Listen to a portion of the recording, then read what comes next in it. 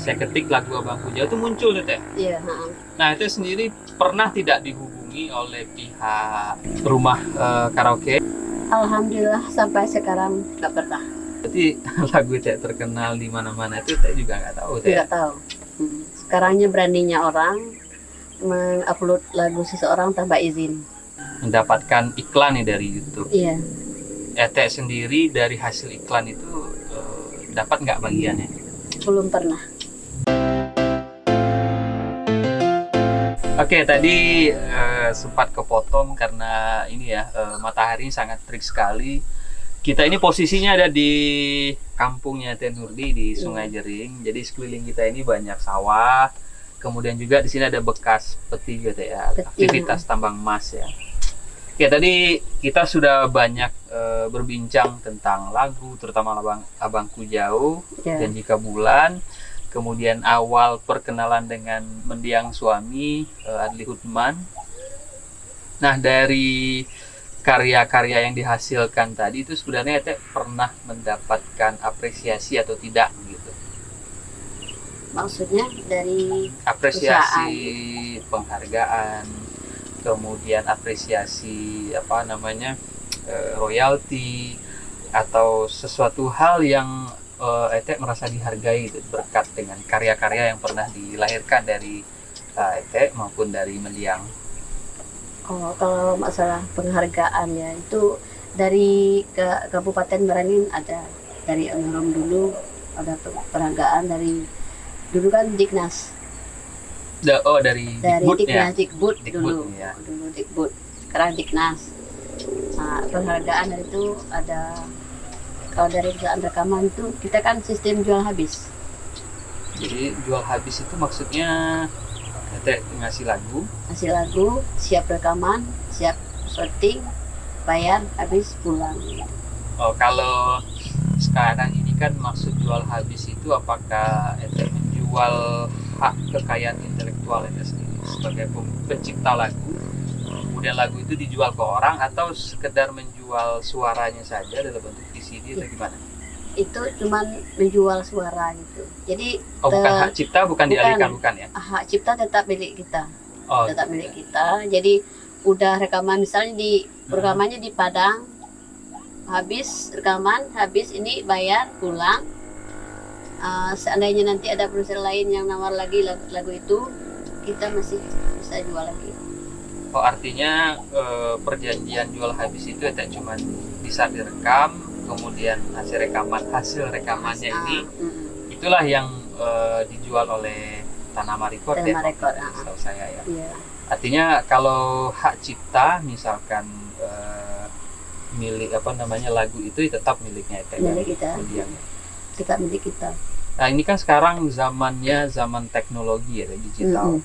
Apapun semua digital. Yeah. Maukah itu suara podcast atau mau lagu itu instrumen musik, semua kan banyak platformnya Teh. Zaman dulu kan hanya ada VCD, tape atau DVD ya. Nah, Teh sendiri ada tidak bekerja sama nih untuk mendistribusikan karya-karya Teh ini di media digital seperti YouTube, Spotify, Joox dan lain-lain?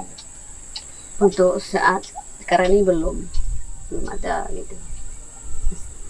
Belum ada, itu masih kan sekarang kan YouTuber. Ya, betul. Ya, itu mau coba gitu. Mau dirintis gitu.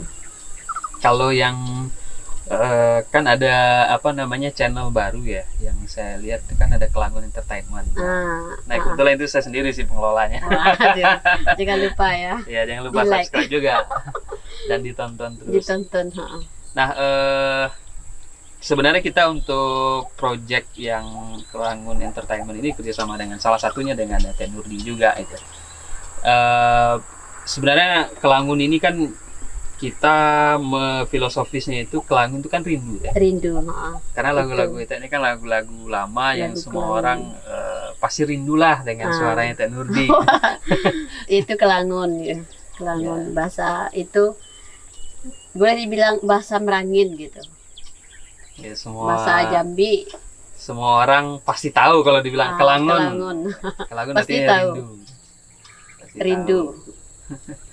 Nah, jadi proyek kami di Kelangon Entertainment ini gimana caranya bisa meng-grow up, meningkatkan kembali bahwa penyanyi lokal bisa juga punya platform tersendiri. Karena lagu-lagu Ete Nurdi banyak diupload di berbagai channel itu tanpa izin, kemudian ada apresiasi juga tidak ada deh. Tapi boleh dibilang itu ilegal, bisa jadi juga Teh. Bisa. Tetap ilegal. Tetap ya? Ilegal.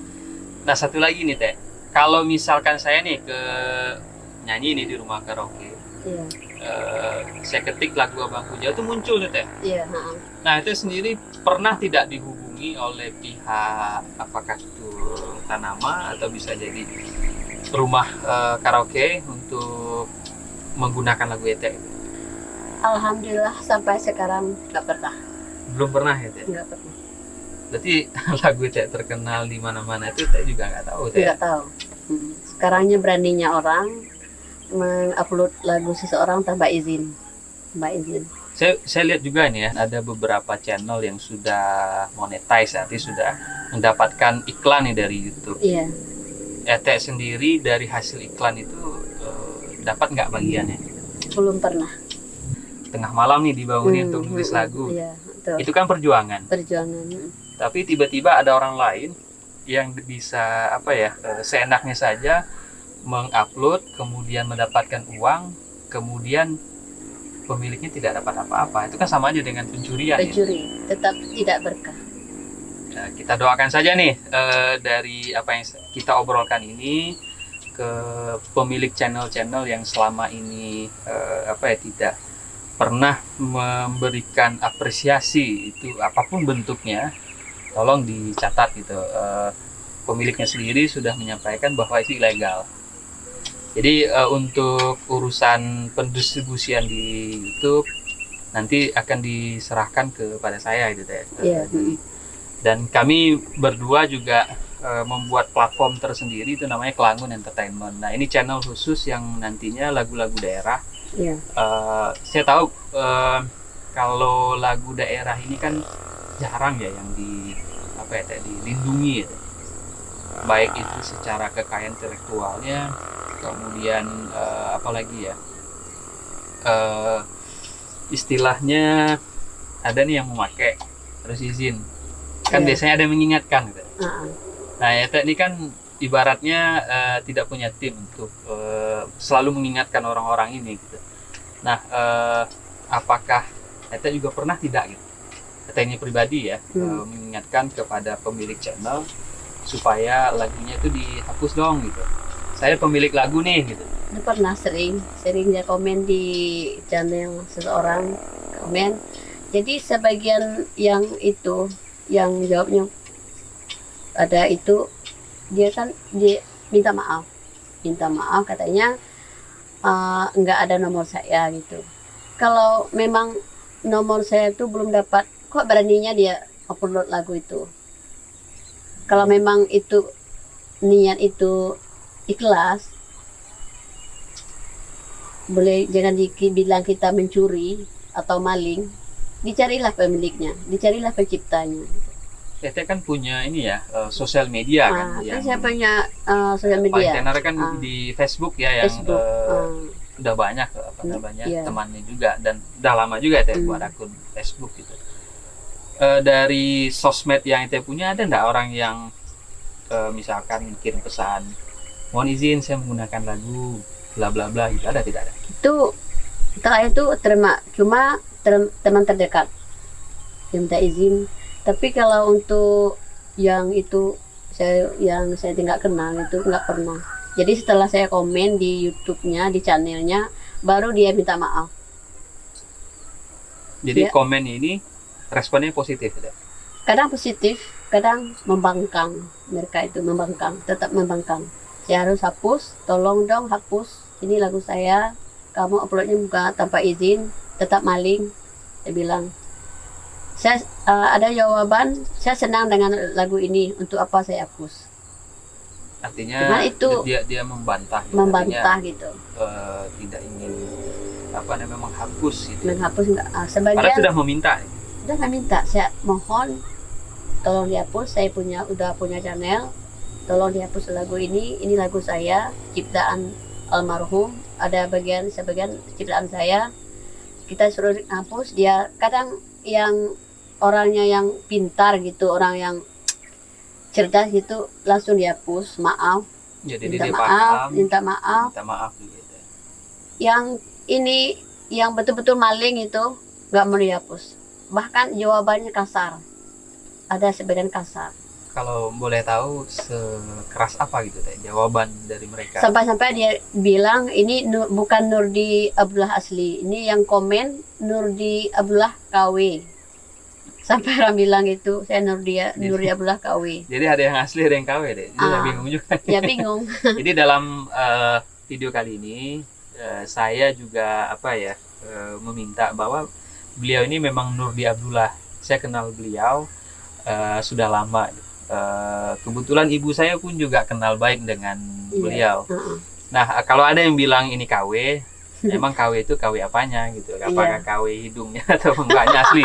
Ini asli nih orang itu. Siapa yang nggak kenal dengan Nurdi Abdullah? Kalau nggak percaya, silakan datang ke kampungnya di Sungai Manau atau di Sungai Jering. Datang aja cari rumahnya Nurdi Abdullah itu. Benar nggak ini orangnya gitu? Iya.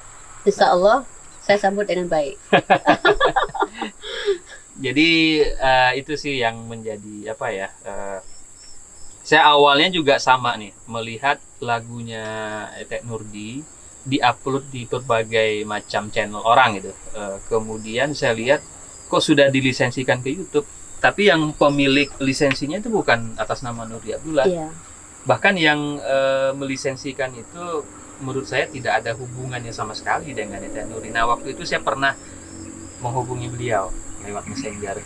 Iya. Teh, saya mengupload lagu Etek di channel saya tuh Abangku Jauh. Kemudian saya dikena ini ya lisensi peringatan dari YouTube, tapi tidak berpengaruh ke channel saya gitu, bahwa lagu Etek ini sudah ada yang melisensikan. Nah, saya klarifikasi dulu ke beliau. Pertama, saya minta izin bahwa saya sebenarnya suka dengan lagu beliau. Dan saya kenal dengan beliau, saya berusaha untuk menghubungi karena perusahaan yang melisensikan itu adanya di California gitu. Nah, California ke Sungai Jering jauh sekali. Siapa gitu? Pasti ada seseorang yang Bisa jalan kaki 2 hari dah. Kalau jeruk California banyak. Tapi kalau ke California tuh ke sini tuh sangat-sangat jauh sekali gitu. Nah, pertanyaan saya ke beliau, ada tidak orang terdekat Etek Nurdi yang melisensikan ini ke perusahaan tersebut gitu? Ternyata jawaban beliau tidak gitu. Nah, saya bilang ke beliau, gimana kalau saya saja yang bantu? Karena posisinya saya juga awalnya tidak ada punya kepentingan sih dengan Etek Nurdi, tapi saya lihat ini orang kampung saya, ini masih kerabat saya, kemudian lagunya dilisensi ke orang lain, otomatis yang menikmati kan bukan Etek Nurdi gitu. Orang lain gitu. Jadi menikmati orang lain. Jadi hasil karyanya beliau, kemudian hasil cipta lagu beliau beserta suami, mendiang suami, tapi dinikmati orang lain. Nah, jadi saya prihatin waktu itu. Saya bilang, mau nggak Etek Nurdi kasihkan ke saya kuasa, biar saya yang urus gitu. Nah, alhamdulillah beliau menyambut itu. Jadi kenapa sih Etek mau ngasih ke saya gitu? Saya juga mengucap syukur, alhamdulillah dengan pada Allah. Akhirnya datang juga kebaikan gitu sama orang yang ikhlas gitu. Katakanlah saya ikhlas dari dulu ikhlas. Udah berapa banyak itu yang ngambil lagu saya tanpa izin. Akhirnya Tuhan tidak membiarkan lagu saya itu diambil oleh orang yang tidak bertanggung jawab. Akhirnya Riko datang dengan saya untuk mengurus lagu-lagu almarhum, termasuk juga lagu ciptaan saya. Saya ucapkan terima kasih dengan Riko telah mengorbankan waktu. Paling nggak senang tuh melihat lagu saya diposting orang lain, dinikmati orang lain, orang luar sana, entah siapa. Akhirnya saya menyetujui, saya bersyukur ada orang datang sama saya tanpa diundang. Mudah-mudahan dengan jalan ini lagu-lagu saya itu kembali pada haknya gitu. Jadi sebenarnya saya agak prihatin gitu dengan banyaknya lagu orang kampung saya, keluarga saya, tapi yang menikmati hasil juga orang lain. Nah, bahkan waktu itu saya sempat berdebat juga Teh, dengan salah satu pihak yang melisensikan gitu. Saya minta lagu ini kalian hapus, kemudian lepaskan lisensinya, kembalikan kepada pemiliknya. Nah, mereka satu pun tidak ada yang kasih jawaban Teh. Ya, sama gitu. Jadi tidak ada satu jawaban, karena di YouTube sendiri kalau kita menyengketakan lagu yang diklaim oleh ID konten ya namanya, itu kan 30 hari tidak dijawab artinya lepas klaimnya. Nah, cuma yang jadi masalah sekarang, lagu itu kan tetap diupload di channelnya mereka. Saya sudah beberapa lagu ya yang ketemu, yang ketahuan nih konten ID yang mengupload, saya sudah berhasil tuh menghapus. Tapi sih memang yang dihapus nih untuk wilayah Indonesia saja, tapi kalau misalkan ada di luar negeri, sepertinya sih masih bisa diakses gitu. Karena keterangan yang saya lihat di channelnya itu ya seperti itu, jadi tidak dapat dinikmati di negara Anda karena ada permasalahan hukum. Nah, jadi masalahnya sekarang belum selesai juga. Pertama, lagu yang sudah dimonetize atau yang sudah mendapatkan iklan, nah itu benar-benar tidak hilang dari YouTube. Nah, ini yang menurut saya YouTube juga, maksud saya ya, lindungilah penyanyi-penyanyi lokal, karena saya mohon maaf itu tidak mau merendahkan ataupun juga meninggikan penyanyi lokal.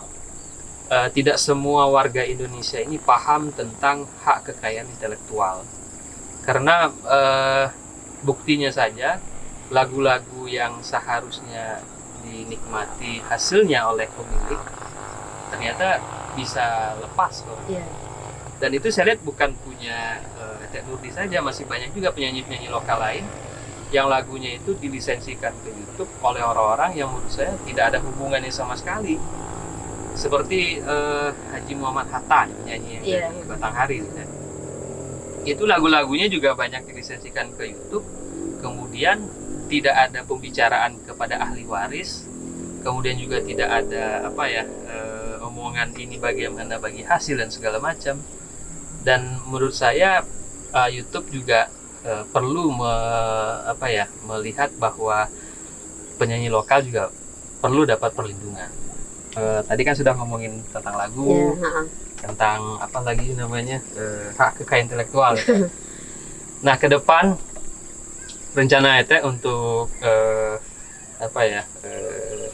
lagu atau penyanyi lokal ini seperti apa gitu? Apakah harus ada semacam apresiasi? Dulu kan yang saya ketahui ya, waktu saya kecil nih di Sungai Manau ini rutin menyelenggarakan kejuaraan ya mungkin, atau festival ya lebih tepatnya. Festival lagu daerah. Festival lagu daerah. Nah, saya juga bukan seorang seniman, tapi saya menikmati hasil seni yang ditampilkan gitu. Nah, sekarang tuh tidak ada saya lihat ya. Jadi ke depannya seperti apa melihatnya. Kemudian yang waktu dulu kan sudah ada festival ini yang kemudian melahirkan lagu Negeriku Jauh, Negeriku Jauh ya? Negeriku Jauh. Negeri wisata, ingat Abangku Jauh terus. Disatukan Negeri Wisata dengan sama Abangku Jauh disatukan. Jadi Negeriku Jauh. Kayaknya cocok tuh jadi lagu baru. Menghemat gitu energi. Iya, kalau masalah seni daerah ya, tapi kita itu ikut juga prihatin. Karena anak-anak sekarang itu kurang minat untuk melestarikan budaya daerah. Bukan kurang, bahkan hampir hilang. Jadi harapan kami ya, yang udah berapa album untuk lagu-lagu daerah, itu berharap dengan anak muda sekarang, tolong dibudayakan, dicintai budaya daerah kita. Kalau bukan kita yang mencintai, siapa lagi? Kalau bukan putra daerah yang mencintai budaya daerahnya sendiri, siapa lagi? Tak mungkin orang lain mencintai daerah kita, budaya kita. Saya berharap cintailah budaya kita, cintailah seni budaya kita. Nah, pada saat sekarang ini, kalau yang saya tahu generasi itu kan banyak penyanyi-penyanyi terkenal ya, terutama Ridwan, Yurda, Nurjana, itu jangan lupain. Nah, penyanyi-penyanyi ini banyak yang terkenal. Nah, sekarang saya lihat bibit-bibit muda kok tidak ada yang muncul di daerah kita. Penyebab itu apa? Itulah tadi, kurang mencintai budaya daerah. Jadi yang mencintai ini maksudnya harus seperti apa gitu? Saran? Ya, pertama kali itu harus menyukai lagu-lagunya gitu loh. Dengan adanya kita mengenal lagu, kita pasti mengenal budayanya. Pasti kita mengenal daerahnya gitu. Seperti lagu Negeri Wisata, itu kan menceritakan tentang ini, tentang air terjun, tentang ini Duku Merapanco. Di mana-mana terkenal kan, di mana-mana Duku Merapanco terkenal manisnya gitu. Jadi kalau anak-anak sekarang udah mengenal lagu tersebut, dia kan bertanya, lagu Duku Merapanco kok manis? Jadi dia bertanya tuh ingin mengenali di mana Merapanconya, di mana dukunya, bagaimana gitu. Jadi lebih tepatnya dia ingin apa ya, mengendorse ya bahasa kerennya zaman sekarang, atau mempromosikan promosi daerah sendiri. Nah, seperti air terjun di Perentak. Kalau kita anak sekarang kan melalui lagu, dia kan bertanya, oh di mana ya Telun Perentak tuh di mana? Dia kan akhirnya kan mencari di mana air terjunnya gitu. Jadi dicari-cari akhirnya ketemu di air terjun di Perentak. Ete sendiri nih dari lagu Negeri Wisata tadi, menurut Ete pribadi berdampak tidak dengan wilayah sini, dengan wilayah yang Ete bicarakan atau nyanyikan dalam lagu itu? Berdampak positif. Jadi dengan aja kenal kita seperti ini air terjun Perentak, dengan adanya orang-orang berkunjung ke sana, orang kan misalkan ke sana kan buka usaha. Dampak ekonomi, dampak ekonomi, terutama dampak ekonomi. Jadi dengan adanya orang itu berkunjung ke air terjun Perentak, jadi orang masyarakat itu bisa itu jualan di situ. Ini kan menghasilkan uang. Ya, artinya tidak perlu lagi ya cari emas. Gitu. Tidak perlu cari emas lagi. Ya, jadi sebenarnya solusi masalah tambang emas di wilayah Sungai Manau ini bisa ditanggulangi juga dengan menggalakkan wisata. Ya. Ini kita bicara saat ini sekarang kan semua serba sulit ya. Wisata tutup, banyak yang tutup nih saya lihat. Banyak tutup. Karena kan pandemi COVID-19. Nah, COVID ini memang semua aspek itu terkena dampak. Nah, apakah Ete sebagai seniman ya, sebagai penyanyi juga mengalami dampak negatif itu dari keadaan sekarang? Itu sangat-sangat dampak terutama dari bulan ini Maret hampir 1 tahun dari bulan Maret 2020 Maret akhir ya akhir itu udah dilarang, nggak boleh di keramaian lagi, misal orang pesta perkawinan nggak boleh lagi ngumpul-ngumpul gitu. Jadi akhirnya absen 3 bulan. Jadi nol rupiah masukan dari manggung. Maret akhir ya, Maret, April, Mei sampai Juni. Juli. Oh, Juli 4 bulan. 4 bulan nol lebih. Besar. Dari hasil manggung nol rupiah gitu. 4 bulan. 4 bulan. Ngapain Teh? Ya apa aja dikerjakan asal halal. Tapi akhirnya awal dari bulan Agustus 2020 akhirnya diizinkan lagi. Surat edaran dari Pak Bupati kan dicabut lagi, boleh. Itu Agustus tahun 2020 ya. Sudah dicabut izin lagi. Sudah diperbolehkan ada keramaian. Diperbolehkan keramaian lagi, manggung lagi. Jadi tapi walaupun diizinkan, kita tetapkan jaga itu mengikuti protokol kesehatan. Tetap. Jadi di bulan Agustus sampai sekarang di bulan Februari ya? Februari. Nah dari Agustus ke Februari rame lagi nggak manggungnya? Masih manggung. Sama aja ya? Atau ada perubahan? Perubahan itu tetap. Di perubahan itu kalau mau masuk ke pesta tuh cuci tangan dulu, pakai masker. Itu kan perubahan. Jadi yang penyanyi di panggung nih tidak boleh duduk tuh berdampingan gitu, harus jaga jarak gitu. Tapi tetap jaga itu mengikuti protokol kesehatan gitu. Oke, jadi ini ya untuk kondisi saat ini memang kita juga harus pintar-pintar jaga kesehatan. Kalau salah-salah tidak menerapkan protokol kesehatan bisa jadi kita yang positif. Bahaya. Nah, kalau kita positif kan ya otomatis semua apa yang kita kerjakan itu kan batal cari macet. Uang pun juga macet. Artinya daya survivalnya pun juga akan jauh berkurang. Nah, jadi COVID ini bukan menyerang itu tubuh manusia, Tidak, dia tuh menyerang organ tunggal juga. saya kurang nangkap tadi organ manusia, organ tunggal. Oh iya. Jadi tahu Bukan ini. hanya menyerang organ tubuh aja, Ya, organ tunggal juga pun sama. diserang. Gitu. Oke, Enggak, ya? seru ya, betul. Organ tunggal. Berarti kalau organ tunggal lewat, lenyap juga ya, penghasilan. Jadi kalau selama 0 rupiah tadi ada bantuan ya? Ada. Tapi alhamdulillah tak perlu kita sebut jumlahnya gitu. Tapi ada bantuan, ada dari pemerintah. Alhamdulillah. Alhamdulillah. Artinya dalam kondisi yang terpepet seperti ini, ya terima kasih kepada pemerintah masih menjalankan tanggung jawab kesejahteraan sosial ya, untuk rakyatnya. Nah, kalau sekali manggung itu enggak buat kehidupan sehari-hari. Alhamdulillah dari hasil manggung ini awalnya saya manggung itu kan dulu saya dapat penyanyi rekaman. Penyanyi rekaman itu waktu kan almarhum masih hidup. Kalau kita nyanyi panggung itu nggak diizinkan. Kita walaupun diizinkan kita juga nggak mau nyanyi panggung dulu. Jadi akhirnya setelah beliau nggak ada, otomatis manggung. Dari dulu tulang rusuk sekarang udah jadi tulang punggung. Betul ya? Begitu mudahnya Allah membalikkan kan. Memang kita itu harus siap dalam kondisi segala hal. Dari zona nyaman kemudian menjadi zona yang nggak nyaman saya jalani dengan ikhlas. Ya ini mohon maaf ya kalau menyinggung ya. Kalau kesannya orang kan menyanyi di panggung itu banyak negatifnya. Betul. Nggak salah lagi ya.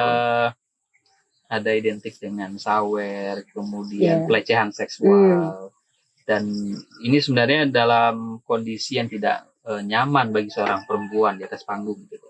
Nah, Ete sendiri sebagai boleh dibilang ini kan penyanyi senior lah ya.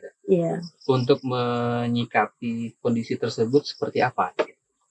Untuk menyikapi kalau masalah penilaian yang negatif positif itu udah pasti kan, nggak nyimpang dari itu, udah pasti. Dari positif dari negatif itu udah pasti kita dengar di kuping kita, udah pasti. Penilaian orang tuh ada yang positif ada yang negatif. Dengan kita sebagai penyanyi apalagi sebagai penyanyi panggung. Kalau itu masalah penyanyi panggung itu positif negatif itu pasti ada. Tapi tergantung pribadi masing-masing. Kalau penilaian tetap yang positif ya nanti tetap. Tapi tergantung pribadi kita masing-masing. Gimana kita menyikapi waktu manggung, waktu berhubungan dengan masyarakat itu. Kalau itu tuh jaga diri, ramah. Kunci itu cuma itu. Kalau pribadi saya sendiri, jaga diri, ramah. Yang penting ramah sama siapapun. Gak pernah membedakan seseorang itu. Siapapun yang mau itu komunikasi kita layani dengan baik. Selagi orang itu baik. Kita layani dengan baik. Selagi yang itu positif, negatif, itu lain lagi kan. Tergantung penilaian itu. Saya dulu kan menilai penyanyi panggung agak miring juga penilaian. Sama gitu. Jadi setelah saya itu menyelaminya sebagai penyanyi panggung itu bertolak belakang. Ya, karena ini saya lihat satu-satunya orang ya yang saya tahu menggunakan jilbab nih saat manggung. Yeah. Semua orang kan biasanya saya nggak tahu ya. Saya mohon maaf jika ini mengeneralize semuanya, karena saya yakin ada juga orang yang tidak menggunakan pakaian ketat seperti beliau. Iya. Itu salah satu cara untuk menjaga diri ya. Iya, menjaga. Iya kan kalau jilbab kan perintah Tuhan. Kewajiban seorang wanita menutup aurat. Tapi alhamdulillah yang tahu seluruh penyanyi daerah Merangin khususnya itu Bungo, Tebo, pokoknya daerah lain. Alhamdulillah penyidaran udah berhijab semua. Berhijab semua, alhamdulillah. Alhamdulillah. Artinya kesan negatif itu dengan sendiri bisa hilang ya dengan begitu. Jadi kesan negatif dengan adanya kita itu bisa hilang tersendiri gitu. Jadi penilaian orang terhadap penyanyi gitu ya, bukan kita katakan penyanyi dangdut, penyanyi ini Tapi mereka itu juga bisa juga jaga diri, walaupun kadang tuh pakaian gitu. Jadi pakaian kan ditutup pekerjaan. Iya. Nah, ditutup pekerjaan pakaian, bukan kehendak mereka. Tadi kan sudah ini ya, sudah ada pesan, saran. Iya. Jadi untuk penyanyi panggung, caranya adalah jaga diri, kemudian adalah sopan. Oke, sebelum kita selesai di obrolan sore ini, kenapa Teh mau terjun ke panggung tadi ya karena tuntutan ini jadi tuntutan keadaan gitu. Awalnya minder ya Teh? Ah? Awalnya minder? Bukan minder itu awalnya saya takut. Takut? Pelecehan seksual? Itu paling takut. Itu yang pikiran bagi saya pertama itu. Saya keluar rumah, jauh lagi, itu paling takut, bukan saya minder. Saya takut kalau salah minder, apa yang diminderkan, itu pekerjaan kita. Pekerjaan itu kan, alhamdulillah pekerjaan itu sesuai dengan hobi. Pernah ditawar orang Teh? Apa maksudnya? Untuk nginap? Pernah. Tapi tetap nginap. Nginap ini maksudnya negatif ya? Negatif ya. Disuruh tidur. Ya misal kita nyanyi di Kerinci. Besok saya nyanyi, hari ini kan jemput. Sampai di sana kan rumah sudah disediakan. Oh, tapi berarti kalau untuk nginap ke hotel berdua dengan seseorang nggak pernah? Nggak pernah. Alhamdulillah sampai sekarang nggak pernah. Artinya dengan sendirinya pun orang juga ngeri juga ngeliat Teh Nurdi dengan pertama berjilbab, karismanya luar biasa loh di panggung. Jadi alhamdulillah tergantung niat kita itu untuk kehidupan, bukan untuk kehidupan pribadi. Tapi ada yang ditinggal almarhum, keluarga juga. 4 orang anak. 4 orang. Niat utama itu supaya anak itu bisa sekolah, bisa hidup gitu. Tapi alhamdulillah sampai sekarang yang positif, yang negatif belum ada. Yang macam-macam itu. Jadi Allah masih sayang. Allah masih sayang. Bukan masih sayang, tetap sayang. Oh, iya. Bukan Allah masih sayang. Tetap sayang. Allah jadi tetap sayang. Dilindungi, diselamatkan selama pekerjaannya dan alhamdulillah sudah bisa menyekolahkan anak beliau sampai ke jenjang yang paling tinggi. Dari nyanyi panggung dari tahun 2010. Setelah almarhum meninggal. Setelah almarhum meninggal tahun 2008. 2 tahun kemudian baru terjun ke panggung. Akhirnya terjun, mikir dulu, akhirnya terjun ke dunia panggung. Oke, jangan lupa subscribe channel YouTube kami atau channel YouTube saya Riko Andrian dan Nurdi Abdullah. Yes. Pakai official, pakai ini nih nggak? Enggak. Cukup dengan ketik channel Nurdi Abdullah. Channel muncul dia tuh, bukan Nurdi Abdullah KW ya. Ada di bawah ini ya namanya. Terima kasih Teh Nurdi sudah mau diajak ngobrol, diganggu waktunya. Terus terang ini susah loh ketemu beliau. Jadwalnya sangat-sangat padat sekali. Terima kasih Teh Nurdi. Terima kasih.